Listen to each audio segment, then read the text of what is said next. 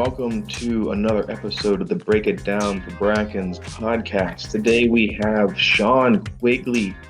Sean Quigley is a leadership coach. He was in the Navy, went to the Naval Academy. He joined the Marine Corps and became a helicopter pilot for 22 years.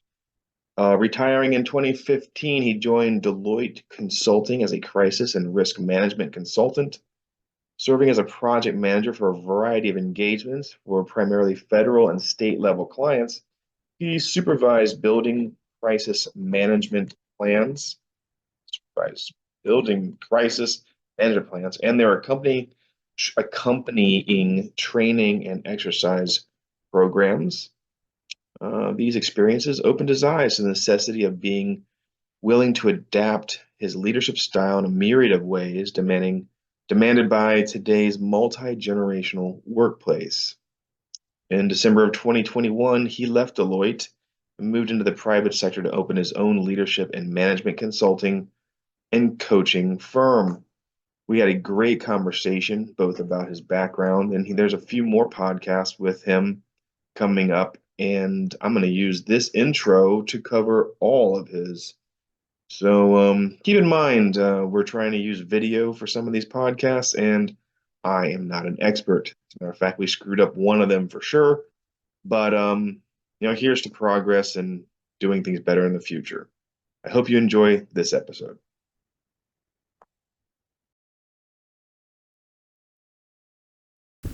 Sean, welcome back to the Break It Down for Brackens podcast. Today we are talking about customer relationship spectrum, the customer relationship spectrum. I'm going to lean on you for all this content, and I'll ask questions as they come up in my head, but I really look forward to where you're going to take us. So Let's proceed. Yeah, very good. One of my first engagements, once I had my own consulting firm, was with actually another consulting firm. They did work in the public healthcare space. There's about 100 employees, and the individual who asked me to help said, I got a bunch of really smart people, and they deliver. We're under budget, on time, over and over. I'm not concerned about that, but goodness gracious, they don't know how to have a conversation. They don't get the relationship part of this consulting business we're in. And I feel like myself and a couple others have to keep stepping in to manage customer relationships, and the CEO is really concerned about it.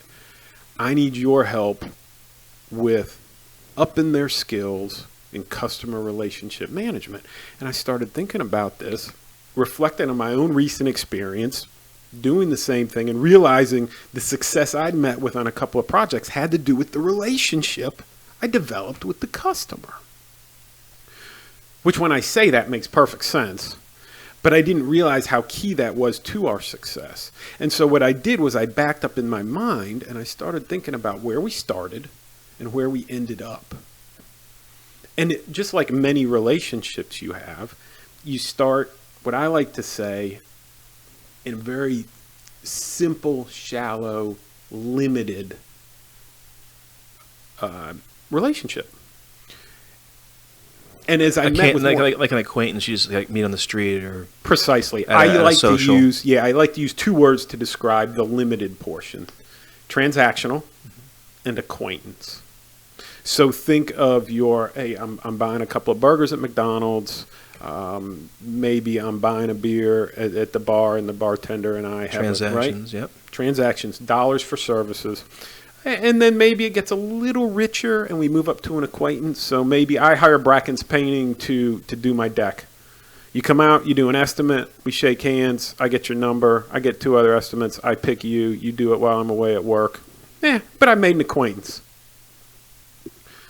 You move from that limited one-to-one type relationship to, I think, the second point, and there's 3 points on the spectrum. I call it functional. And the words I use to describe the functional spot are collaborative and exploratory. So at this point, we're willing to work together. And we we know there's potential for doing a little more, but neither of us are comfortable in the situation to proceed farther, if you will. And so in making attempts to enrich that, I believe is the consultant's job. Certainly the client or the customer is making the rules and setting the tone, but there's certain things that the consultant can do. Let me see if I understand this correctly. And I'm going to use it from the perspective of my business, Brackens Painting. If you hire me to stain your deck, transactional. Yep. A more advanced version of that limited relationship would be, I see you at the bar, and instead of sitting at the other end of the bar, I go sit next to you and we catch up as two guys that just know each other. So you were a customer, now you're an acquaintance, I see you at the bar, we have a beer together. That's different. It's a little bit more advanced than a transactional getting it done. Functional would be is like, look, Sean, you know a lot of people. What if you became a referral component or an ambassador to Brackens Painting? Would that be, or am I on a wrong track? You're jumping a little ahead Okay. of where I'm. That's where I'm going. Okay. But I don't think I'm quite there yet. Sorry. Okay. Well, in this functional stage, exploratory, collaborative, we're starting to see the evidence of a team. Okay. And we're starting to talk about and consider the fact that I know you're the customer. I know you're paying me. I know I signed a contract to do this work for you.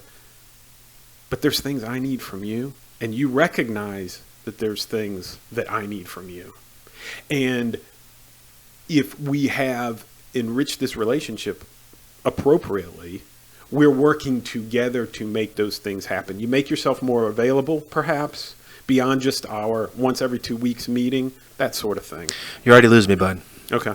I think I need an example, like an example of a business either you've worked with before or who would be ideal. But we're speaking in too many Hypotheticals? Yeah, I think so. Yeah, okay.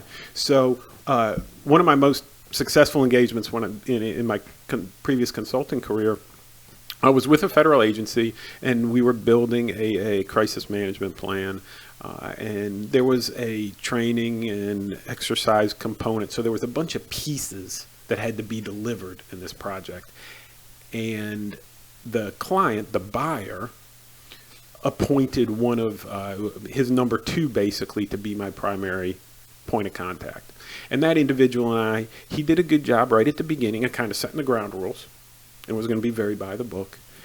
And so it was very limited. It was very transactional. And I would come to him with questions. He would answer the questions, and I would go away. Over time, I would then ask for, hey, is it possible if I'm on site, I swing by your desk? I got a couple of questions. Can I bring you this? Can I bring you that? I'm thinking about doing this thing. What do you think? In other words, helping him recognize how valuable his input and his guidance was to the work we were doing. That's when it started moving to be more collaborative. And in those conversations, we started doing some of this what-ifing. And that's when it became kind of more exploratory. Still functional, I believe. We're not drinking beers. We're not hanging out. It's still very much in the context of the project, scope, and an appropriate business-client relationship.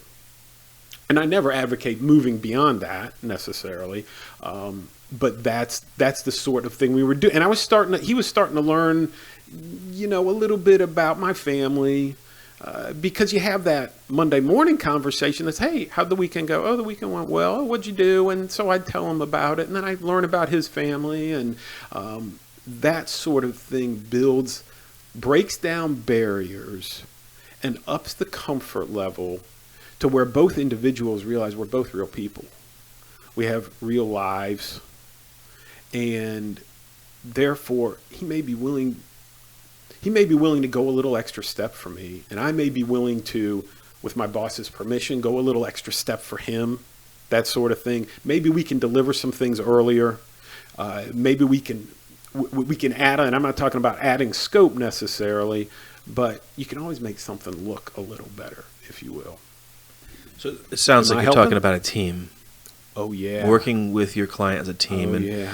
what I start to think about from my experience is I can be hired to paint the interior of a house that has furniture in it. Yes, under some circumstances, we will move your furniture for you. Mm-hmm. Under extreme circumstances, we'll take pictures off the walls. But we kind of set the expectations that they should do that before we get there. Or a shelving unit. If we're going to move the shelving unit, we need it cleared off. If I develop a functional relationship with the client out of the gate, and the foreman that comes in has a good communication style, for the most part, we can convince them to move the furniture for us and to take things down off the walls. Is that kind of what you're talking about? Oh, yeah. Okay. I think that's a great way to characterize the move from one to another. Okay. Yeah, the progression, Right. the Yeah. development. Yeah, and now it can get better. Many times, limited is as far as you're going. If you're doing the right things, functional is a great place to be. But it gets let's repeat that for a second. So, on this track of limited Mhm. to functional, and the goal being durable, which I know you're going to hit in a little bit, yeah, it's okay to stay at limited. sure. Okay. But the goal is to establish a relationship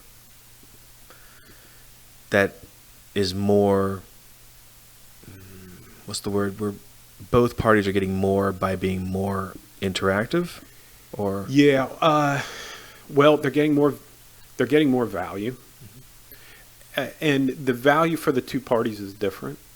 I think the value for the client and the customer is perhaps a better product or a better service or a little extra effort that makes the product or service better. so if they helped remove things off the walls, if they dusted the baseboards before we got there, Oh yeah. if they moved some of their furniture far enough away from the wall that we didn't have to move it, we would be improving their experience by getting out of there faster. Absolutely. Okay. Carry on, Absolutely. Sean. Thank you. All right. And so moving from there, so now we've got a little team working. Hey, you scratch my back, I'll scratch yours a little bit. Exactly. We know what the price is. We've talked about it. Lightning strikes, and we find ourselves in a genuine, enduring relationship. And these fall under what I call, as you mentioned already, thank you, durable. And I think that genuineness, now maybe we're talking about sharing lunch, getting to know that individual or individuals to an even greater extent, talking about things that may not necessarily have anything to do with work, but are still maybe beyond small talk, shall we say. And now we're forming not just a team, but a bit of a bond. And now we're really in it together. Where we started before, limited, I'm the boss, this is what we're doing, you're the consultant, you're the hired help, the contractor, this is what you will do. Yes, okay, I understand. There's not a bond there. There's a requirement. There's a demand, and there's a contract. We make it all the way from limited through functional up to durable. And now we're talking about somebody who's absolutely going to make a referral for you. Ooh, let me interrupt. I have a different analogy, I think. Okay. Factory facilities manager. All right. He's getting the quotes to paint the exterior of his facility. We win it. Mm-hmm. Transactionally, on a limited level, he provides me with access to water, a place to park the vehicles, just real basics, right? The color of the paint, and the timeline in which he ideally would like it to be completed in. Mm-hmm. That's that limited transaction. Mm-hmm. Mm-hmm. Functional would be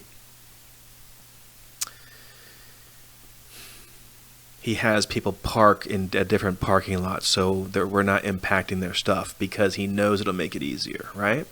Mm-hmm. You get better doors, Right. less distance you have to haul ladders. Right. Yeah, so hypothetically, a functional would be that And you're talking about, like, when you're talking about from the consulting side, there's more office talk. There's more water cooler opportunities. Precisely. But I'm thinking from a contractor's point of view, how do I even small talk my clients? I have a leadership team that have really great customer service who are very able to, small talk. And they actually develop relationships as my leadership team does that. Okay. That's fantastic. Right. I have a different style of communication that's more direct, colder, faster, and on the move. I need to soften that up a little bit. But from the factory idea, if we paint the outside transactionally and we show the guy that, for us, I think it moves into function just by being there the day we say we're going to be there. Okay, that builds relationship because other guys might not. Absolutely. Right? Yep. Using the product we say we're going to use and that they've requested, not going cheaper to save money on profits, which is cheating, but happens. Functional would also be, like I said before, they help us, they scratch our back by moving vehicles away, and we can get our stuff closer to the business. And then as we get into durable, he determines that our performance is so great, our customer service is on point, there's not even any touch-up, we did just a stellar job. He can tell the factory manager, the top guy, the general manager, say, look, this Brackens painting outfit, these guys are on time, they do top-notch work fast, they show up every single day. He becomes an advocate for me, and we become ideally an exclusive provider for that whole facility. Bingo. Man. Yep. Awesome. Yep. Yep. Exclusive. And not only that, when he's coaching his kids' Little League team, he tells one of his other coaches the great work Brackens Painting did for him at his job site, passes on your card to his buddy. Yes. Yes, and I love all that. So how do we, as business owners, use the customer relationship spectrum? How do we move clients along? Or am I jumping ahead on you here? No, not really. I think since we've now covered the spectrum, we've defined each of the points, the how's a very appropriate place to go next. Okay. I think the simplest thing to do is keep doing what you're doing. It's been successful. You've delivered what you said you would. You've been on time. You've been ahead of the game. You've done all those sorts of things that are very basic. You've enriched the relationship through whether it's small talk or going the extra mile every now and then. I think that all those things go a long way.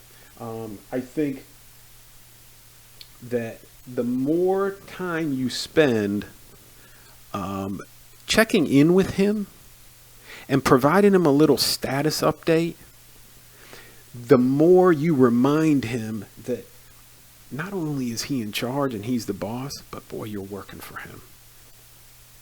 Right. Yep. Hey, I think, hey, Tom, the fact that you had your employees park on the other side of the parking lot, that saved us nearly 2 man-hours on this job. We're going to be done by noon on Friday for you. Nobody's going to have to hang around to lock up behind us. Yeah. Okay? How's that? I love that. Other things you can do are outside of, because, let me back up. Moving along that spectrum, you can move along that spectrum without actually doing any work for the client at that time. So you complete your first painting project. It all works out well. You guys got a good functional relationship. You can move it to the next level by sending him a note when his favorite team wins 2 weekends from now. Shoot him a little text message, perhaps, email, whatever it was you were doing to communicate with. You stay on his radar. You remind him that things that are important to him are important to you. That's genius. It's so easy to get caught up in, quote unquote, just work. Oh, yeah. Just transaction, one after another. I know I'm a victim of that sticky trap because nobody has enough staff. Everybody's a little overwhelmed. But I can see how there are certain components and behaviors you can have to make sure your relationship with your client stays durable. And I'll offer, if everything is going correctly with Brackens Painting, and it isn't always, we have a position that's strictly overhead for the most part as an operations manager. Okay. Yep. And this operations manager checks in with clients more often than I have the bandwidth to do. It's what you want. Smiling face, here to answer questions, Yep, showing you we yep. have more management available for you on site. Mm-hmm. Further, when we are fully staffed, we have emails that go out daily that tell the client, whether they're on site or not, here's what we accomplished, here's what our goal is tomorrow. We're still projecting this finish date. Ideal. No other painters are really doing that I know of. What do they like about that? What do your customers like about that? Well, there's a link included that we send 5 to 8 highlighted pictures of their site with before and afters. And then if we have a place with a challenge, we have the ability to draw a professional circle around it with an arrow and a note that says, hey, this here is something we need to move before tomorrow so we can get this painting done. Man. But that's client experience. We're improving the client experience when the status quo of working with contractors is that they're janky, they don't show up, they don't do good work. Here we are showing up doing good work, although we're a little more expensive. There are these add-ons where you get these updates that you could forward to your boss and say, look, these guys I told you to hire, look at this. Perfect. That's durable, right? Absolutely. Yes. Nice. You make him look like a superstar. Yes. That's what I'm trying to do. Yeah. Okay. That, I believe, that's our job as consultants. That's our job as service providers. Doesn't really matter, I think, what it is we do. We want to make our clients look like a superstar. They made a good choice. They picked the right organization. Look at the super work they're doing. And when you package it all up like that and you hand it to him, he then just, all he has to do is wave it under the boss's nose. Or just feel good about it even. Yeah. Yeah. They may be the owner themselves. Yeah. Right. Exactly.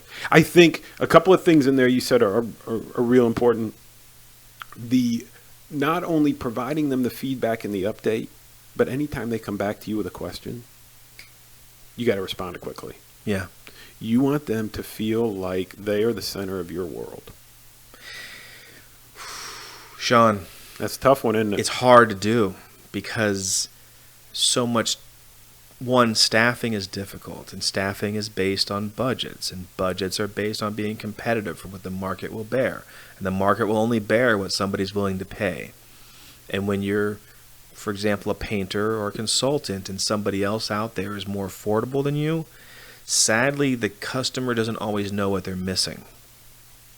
So maybe you're in a limited relationship with the person you decide to hire, but with Brackens, there's a possibility for a durable relationship. Oh yeah.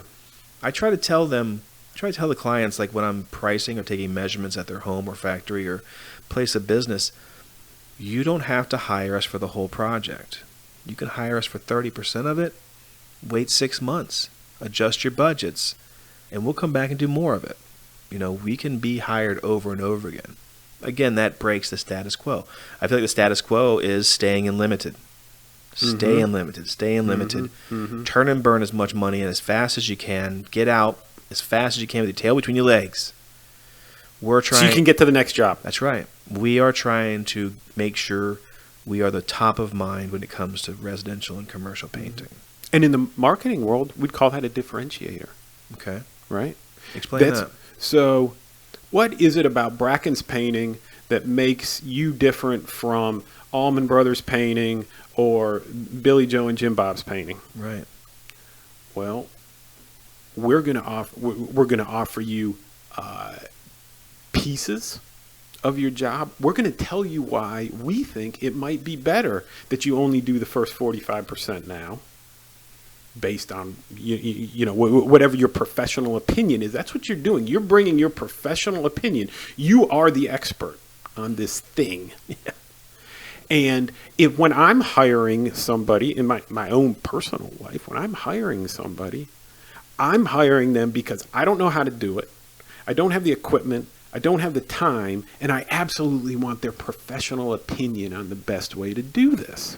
When you come across with that sort of aura about you, manner and bearing, holy smokes. You may move me from limited to functional like that.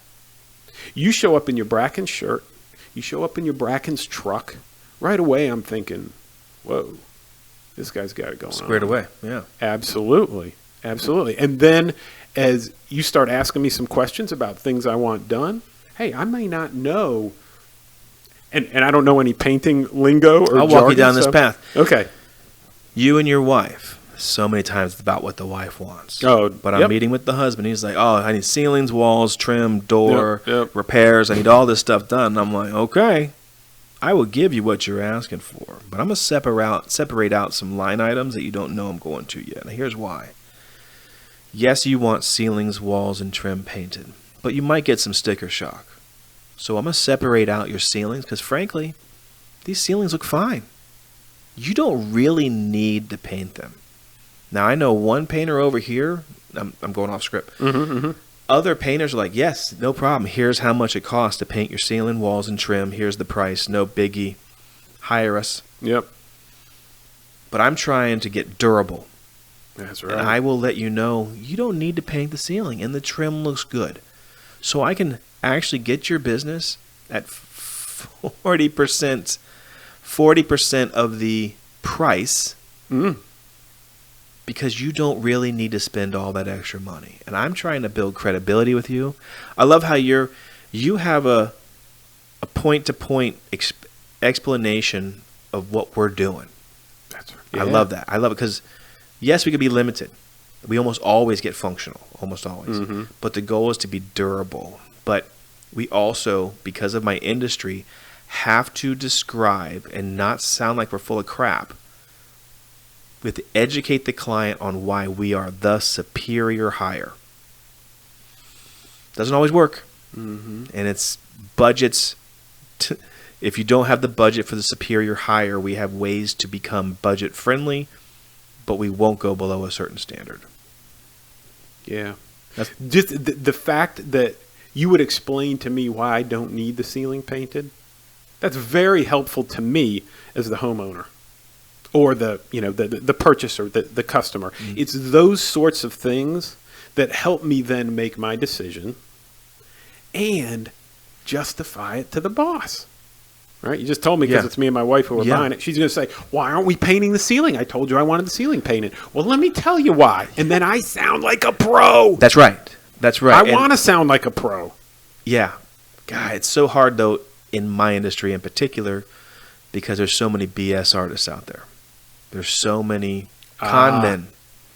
So, part of what you want to do is, as you wrap up that engagement that just went so well, it was a handshake, and maybe a quick little bro hug because, man, you guys made this place look great. You ask him for a testimonial. You ask him, 2-3 lines that you could publish and say why Brackens is different from these other guys. We have a system for that. It's not automated, but it should be automatic. And we've grown to the extent that it's hard for me to get to those. They're not low-end tasks, but sadly I only have about 15 working hours a day available to me, and I want to relax some of them. But we do ask for referrals and reviews, and I'd say we get about 15% of them will actually give us a review. It's weird how they don't want us. The clients don't always want to, even with an incredible experience, they don't always want to put their name on our name by recommending us. It's strange because I think psychologically they're concerned that we won't provide the same service to the next person. Really? Yeah, and that's because the industry is just so dirty, so full. That's too bad. So full of. But I mean, I'm breaking the status quo. And anybody who hires us then hires somebody else for another service like flooring or carpet or plumbing, and it's terrible. They're like, "Ugh, Brackens had it together. I thought I was getting that kind of service," but they don't. And the other weird thing I try to study is if they got 5 quotes and they hired who they chose to hire and it wasn't us, and that contractor doesn't do a good job, I wonder if they're like, well, I guess that's what all painters would have done. We were lucky we didn't pay the most expensive guy. Yeah. So Something else you can toss into your little value add estimate conversation, I think, is, sir, I'm assuming that you're probably having 2 or 3 estimates besides me. I would absolutely advise that. I bet you're also going to hear things like this and rattle through the list of those common type of overcharges or unnecessary work, or I bet he charged you a rate about like this. And you're doing this without undercutting your competition by name, but merely it's another chance that you're demonstrating your expertise, not just on the work, but your knowledge of the industry, and how the fact that you're giving him what you think is not just a fair estimate, but the estimate that he needs for his job. God, and there's so much ego in there too. Oh, yeah. I stow my ego pretty tightly, but just recently I was, a client invited me out to the house, and it's an exterior project, and I have 2 favorite paints that I know not only do what they're supposed to do and protect your house, they're the most high-end paints pretty much available for exterior, and one of my top recommendations, this client was like, oh, well, I don't like that brand. I haven't had good experience with that. I painted like 3 things and they didn't turn out well. And I'm like, okay. And I'm trying to do the customer service thing here, but she's rattling my ego. Like she's rattling the cage. I'm keeping it in, just shaking it. And I slipped up, and I don't need to slip up, but I did. And I was like, well, based on my 13 years of experience and being a 4th generation painter, I know that this is the ideal product. We'll put any paint on you want to. I shouldn't have said that because I'm keeping it limited and not very functional. But I was offering the functional part of it where I'm recommending the absolute best product for her.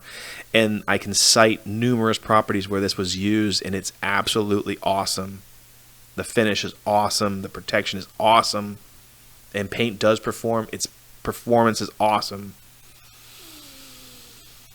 And she poo-pooed my idea just because she had a bad experience with maybe $40 a gallon paint compared to $100 a gallon paint. And can I help you with that one? yeah, sure. Again, back up. You started your response to her with the phrase, I know. Right after she told you what her opinion is. And she's in your sights as a target client. But you told her, I know, essentially, I know better than you, blah, blah, blah, blah, blah. And she didn't listen to any more of it, right? So if you had perhaps approached it from a very thoughtful, and I like to say, when you're having the conversation, you need to pay full attention. So you approach it with a very thoughtful, that's interesting you say that. I've been doing this for a long time. You're 4 generations, etc. And I've actually never, and I've used this paint for years, and I've never had a client actually say something like that. I'm going to have to look into that.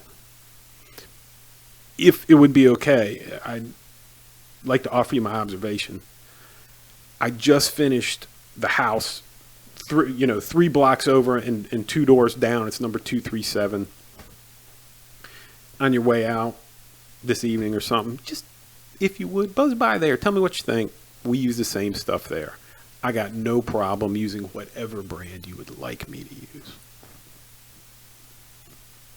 Sean, there's so much rejection involved. There's so much like monitoring the ego. Oh, yeah. And there's nothing like being a professional and being told that it's not, my suggestion is not the best suggestion when I've already shared that it is my best suggestion. And then to have somebody tell me why they thought it was terrible. I feel like the conversation went okay. And I feel like I might still get the job. Yeah. Because she backed down to a different paint that's still exceptional. Okay.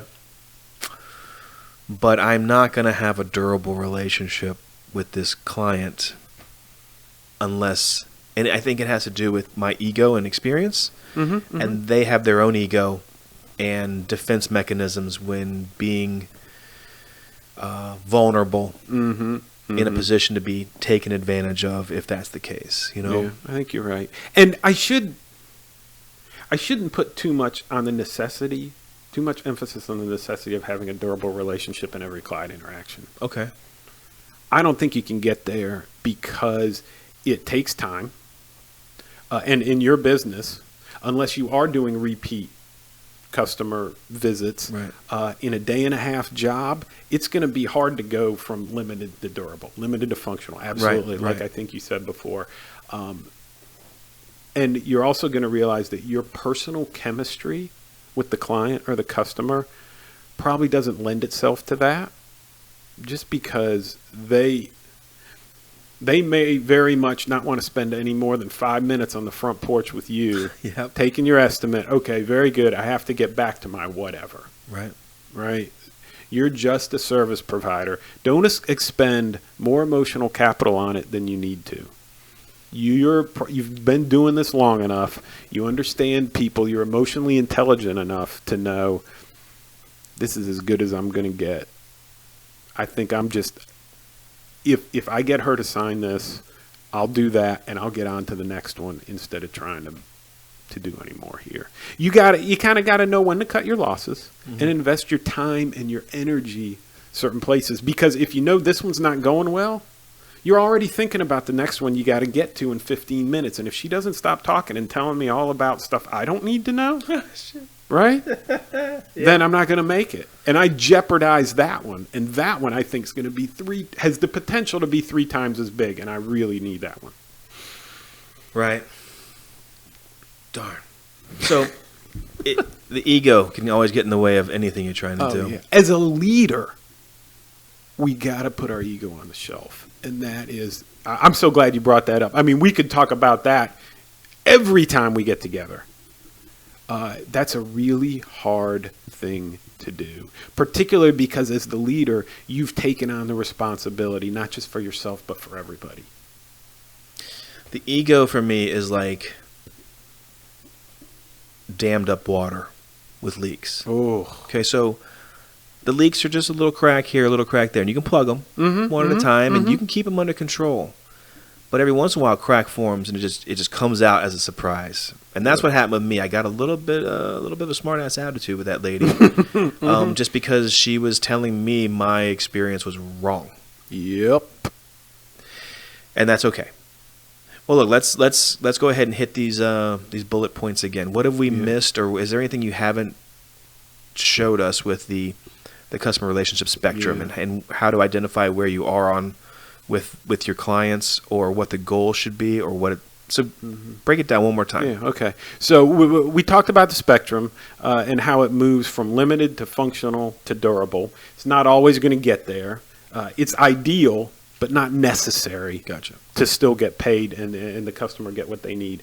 I think important things to remember are the fact that the reason you want it to progress is because you, as the provider, you want repeat business, you want referrals, you want testimonials, you want the customer thinking, what more can we do together?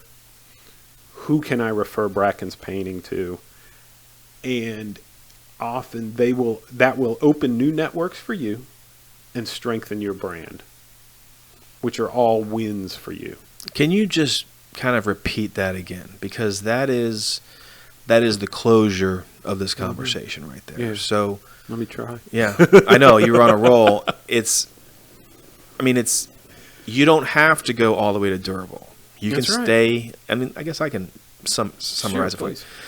So you can stay limited. That's transactional. You need a front porch painted. We roll up. That's all you need done. You're moving out of the house. You're moving to Albuquerque. Yep. We're never going to see you again. Transactional, good to go. Functional. The goal to get to functional would be, ideally, they're going to have us come back because they saw what a great relationship we did for them. Yep. Yep.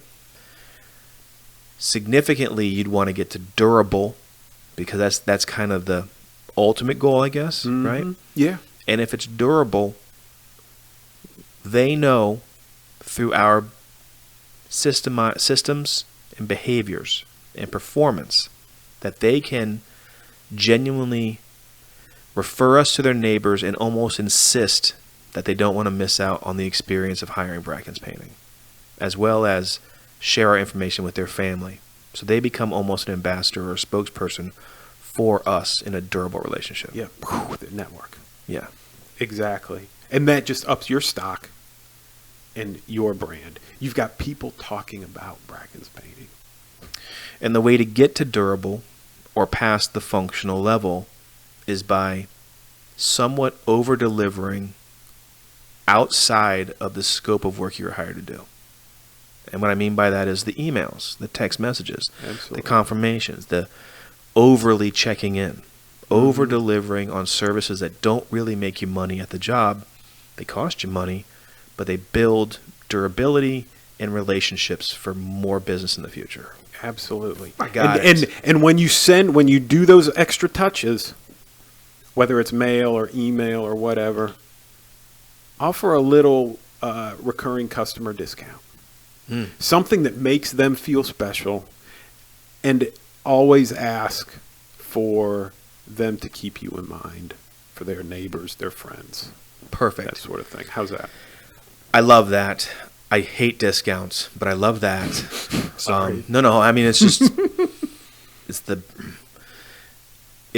You're solidifying that tie, that relationship you've developed with them. They're now on the inside. If they get a members only, a customers only discount, they're on the inside. for clients that I have a durable relationship with, and they refer 3, 4, 5 of their neighbors, and they all hire us, or at least have us at the quote. They almost always get like a $100 gift certificate to the local taco shop or the coffee shop or whatever. I just drop it off and I tell them why, and they're always thankful. And they're like, "Oh, well, you didn't have to do that," but I'm like, "Hey, just thank you. Thank you for putting the word out so hard. We really appreciate you trusting us to deliver the same service that we gave you to your friends and neighbors." So, speaking of being top of mind, go ahead and plug Knighthawk. How do we keep you top of mind, and who should be reaching out to you with questions? Thank you. So you can find me at www.knighthawkconsulting.com, and I spell Knight with a K, like the knight on a horse, the medieval Knighthawk. That's all one word, consulting, all tapped together. You can also find me on LinkedIn. I'm Sean, Sean Quigley, Quigley. And I'd love to have you follow me on LinkedIn. You can tune in there every week. Sometimes it's 10 days to 2 weeks. I'm posting little vignettes about leadership lessons I've learned in both my military and my consulting career, and how things that I thought then at the time didn't strike me as particularly significant. Now, after some reflection, I see how important they were, and how they continue to shape the sorts of things I do. I'm real interested in mid-sized companies, 50 employees or better, because that size organization typically has a tier of managers or supervisors who are kind of stuck in the frozen middle, and they aren't individual contributors, but they're having a tough time in many cases because they don't often get any training how to make that jump from being an employee to being an individual contributing employee, to being a manager and being a leader. And those things overlap, but they're also a little bit different. That's awesome. So Knighthawk.com, spelled with a K. Knighthawkconsulting.com. Knighthawkconsulting.com. Well, Sean, thank you for being on the Break It Down for Brackens podcast. We'll see what the next ones come up with. All right. Thanks for having me, Kevin. Thank I you. enjoyed it. Yep. Today's conversation was brought to you by Brackens Painting. You can find information about Brackens Painting at www.brackenspainting.com. For all of your residential and commercial painting needs, give Brackens a call.